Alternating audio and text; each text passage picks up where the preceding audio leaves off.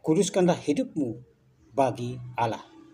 Kitab Kejadian bab 2 ayat 3. Salve saudaraku yang terkasih di dalam Kristus. Kiranya damai Kristus selalu beserta kita dan semoga hari ini kita semua dalam keadaan sehat walafiat. Kembali Diamore Channel mengajak kita mari bersama-sama belajar dan merenungkan firman Tuhan yang akan kita ambil dari Injil bacaan liturgi hari ini, yaitu dari Injil Matius bab 5 ayat 1 sampai dengan 12a. Namun terdahulu kita buat tanda kemenangan Kristus, tanda salib, tanda kemenangan kita para murid dalam nama Allah Bapa dan Putra dan Roh Kudus. Amin. Inilah Injil Yesus Kristus menurut Matius. Dimuliakanlah Tuhan. Sekali peristiwa ketika melihat banyak orang yang datang, Yesus mendaki lereng sebuah bukit. Setelah ia duduk, datanglah murid-muridnya. Lalu Yesus pun mulai berbicara dan mengajar mereka, katanya, "Berbahagialah orang yang miskin di hadapan Allah, karena merekalah yang mempunyai kerajaan surga. Berbahagialah orang yang berduka cita, karena mereka akan dihibur.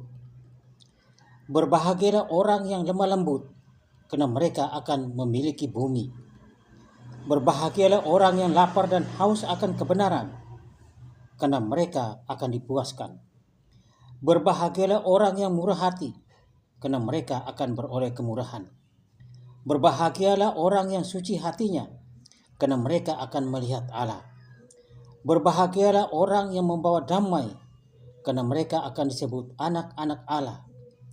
Berbahagialah orang yang dianiaya demi kebenaran, karena merekalah yang mempunyai kerajaan surga.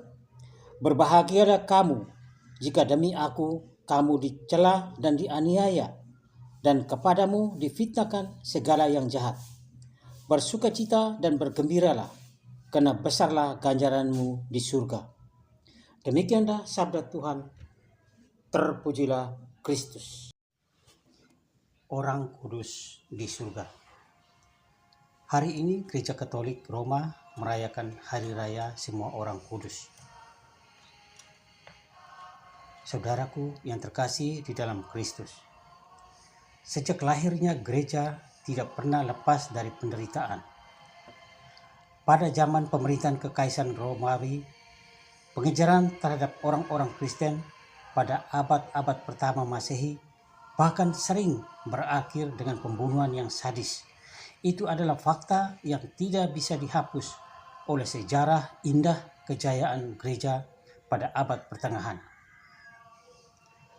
Penderitaan, penganiayaan yang dialami oleh para pengikut Kristus tersebut telah melahirkan para martir agung yang darahnya menyirami kesuburan tanah iman.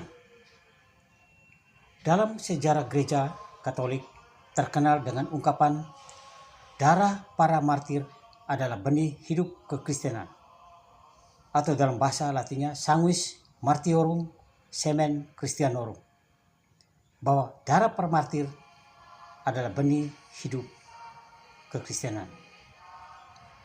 Fakta membuktikan di mana darah para martir mengalir, di situ tumbuh hidup gereja dengan amat subur. Tuhan Yesus sendiri telah berkata, jika biji gandum tidak jatuh ke dalam tanah dan mati, ia akan tetap satu biji saja. Tetapi jika mati, ia akan menghasilkan banyak buah. Yohanes bab 12 ayat 24. Atau peribahasa klasik yang mengatakan, mati satu, tumbuh 1000. Rasul Yakobus menegaskan, setiap pemberian yang baik dan setiap anugerah yang sempurna datangnya dari atas, diturunkan dari Bapa segala terang. Yakobus bab 1 ayat 17. Para murid mampu menerima penganiayaan, mampu menanggung penderitaan, tidak terlepas dari campur tangan kasih Allah yang memampukan mereka sehingga mereka dapat berbuah baik dalam penderitaan mereka. Allah adalah sumber kebaikan tunggal dan kekal.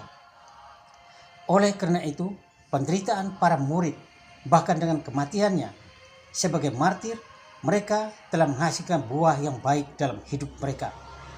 Berarti mereka telah bersatu dengan sang sumber kebaikan, yaitu Allah. Bagi para pengikut Kristus, tidak ada satupun penderitaan, bahkan terkecil sekalipun, yang tanpa makna di hadapan Yesus. Sebab Yesus sendiri pernah bersabda, "Bukankah Mesias harus menderita semuanya itu untuk masuk ke dalam kemuliaannya?" Lukas bab 24 ayat 26. Yesus tidak menghindari penderitaan, tapi justru masuk ke dalamnya dan memberi makna atasnya menjadi jalan menuju kemuliaan. Dengan demikian pun para martir, mereka telah menempuh jalan menuju kemuliaan itu, bersatu dengan sang sumber kebaikan, yaitu Allah sendiri. Saudaraku yang terkasih di dalam Kristus, hari ini kita merayakan Hari Raya Semua Orang Kudus. Sesuai dengan tradisi Gereja Katolik tiap tanggal 1 bulan November. Kitab Wahyu menggambarkan orang-orang kudus ini sebagai berikut. Mereka adalah orang-orang yang keluar dari kesusahan besar. Mereka telah mencuci jubah mereka dan membuatnya putih di dalam darah anak domba. Wahyu bab 7 ayat 14. Orang-orang kudus yang tak terhitung jumlahnya ini, sebagian bergelar santo atau santa, tetapi jauh lebih banyak yang belum atau tidak mendapat gelar semacam itu. Orang kudus bukanlah manusia aneh yang secara ajaib turun dari surga, turun dari langit. Juga bukan orang yang suci murni, tanpa cacat celah, tanpa dosa. Mereka manusia biasa seperti kita dengan segala aspek kemanusiawiannya. Orang kudus adalah orang yang mengkhususkan hidupnya bagi Allah. Mereka mempersembahkan hidupnya bagi Allah, memisahkan yang lain, dan hidup untuk Allah. Dalam hidupnya, mereka selalu hadir di tengah dunia sebagai garam dan terang dunia, membawa warta sukacita keselamatan dari Kristus bagi sesamanya. Mereka selalu tekun berjuang untuk memaknai seluruh ziarah hidupnya di dunia ini. Masing-masing mereka telah menghayati sabda bahagia ataupun salah satu sabda bahagia secara menonjol. Mereka adalah orang yang terpilih menjadi yang terbaik dalam perlombaan hidup. Teristimewa, mereka menang dalam tantangan iman. Mereka telah mempersembahkan seluruh hidupnya bagi Allah dan bagi sesama. Korban hidup mereka berkenan kepada Allah. Salah satunya adalah Santa Teresia Avila, dan masih banyak orang kudus yang lain. Santa Teresia Avila ini orang kudus yang asal Spanyol, yang hidup pada abad ke-16 ini adalah seorang penghayat sabda bahagia Yesus.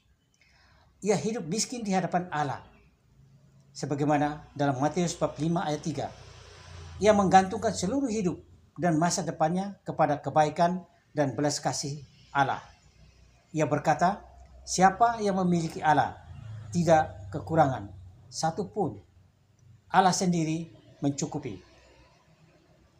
Kita semua murid Kristus di zaman now juga memiliki kesempatan itu. Jika kita setia memelihara iman Kristiani di tengah derita, aniaya, tantangan, dan maraknya nilai-nilai duniawi yang menggiurkan ini.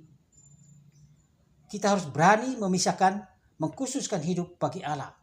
Sebagaimana kesaksian dalam kitab Kejadian pada hari ke-7. Allah bersabda, pada hari ke-7, kuduskanlah bagi Allah. Kalau kita berani mempersembahkan hidup kita khusus untuk Allah, kita pun akan masuk ke jalan kemuliaan itu. Walaupun kita mungkin tidak bisa menjadi seorang santo atau santa, tetapi kita bisa bergabung dengan para kudus Tuhan di meja perjamuan abadi di surga. Kita harus ingat apa yang dikatakan Yesus di atas. Penganiayaan, penderitaan adalah jalan menuju kemuliaan. Kita tidak perlu ragu-ragu untuk setia mengikuti Yesus di dalam gereja Katolik. Gereja Katolik adalah tempat kita mengarahkan perjuangan iman pada tujuan sejati, yaitu kepenuhan hidup di dalam Allah, sebagaimana telah dicapai oleh para kudus yang kita rayakan hari ini. Demikianlah renungan kita hari ini. Marilah kita berdoa. Ya Allah, kami mohon jadikanlah kami para murid Kristus selalu siap berbagi sukacita dan kebahagiaan hidup kepada sesama kami. Amin. Kemuliaan kepada Bapa dan Putra dan Roh Kudus, seperti pada permulaan, sekarang, selalu, dan sepanjang segala abad. Amin. Terpujilah keluarga kudus Nazaret, Tuhan Yesus, Bunda Maria dan Santo Yosef, sekarang dan selama-lamanya. Amin. Salam damai Kristus, salam sehat walafiat selalu. Dia More Channel.